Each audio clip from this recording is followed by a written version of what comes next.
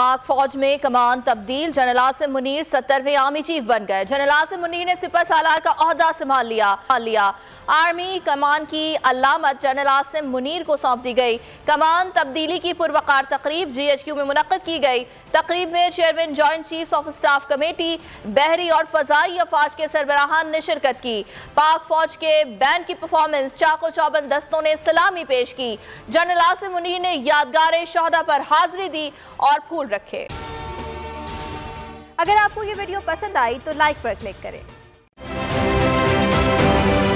आप ये समझें, ये जो हक है ना, हक पे खड़े रहना और हक को बोलना, ये दूर से लगता है तन्हा हो गए लोग। आप खान साहब को देखें, तन्हा दिखाई देने, सारी जमातें मिलकर उनके खिलाफ हैं, लेकिन आज भी पाकिस्तान की आवाम उस हक की आवाज़ के पीछे जो है 80% से ज़्यादा आवाम उनके साथ है। सेम एग्जैक्टली इसी तरीके से बोल की कहानी है भाई, बिल्कुल अलग आपको तन्हा दिखाई देगा, हर जगह आपको खड़ा हुआ नजर आएगा, हटेगा नहीं किसी चीज़ से। और उसके साथ भी 80% आवाम अगर आज आप देखें तो उसे बोल दिख रही है।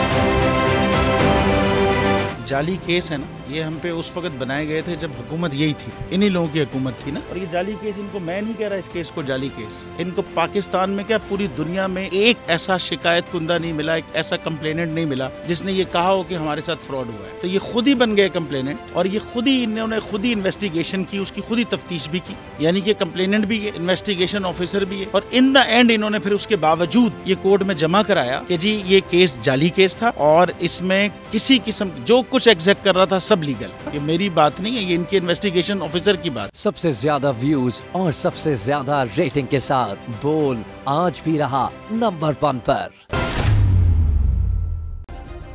सब्सक्राइब करें और बेल दबाएं ताकि कोई खबर रह न जाए।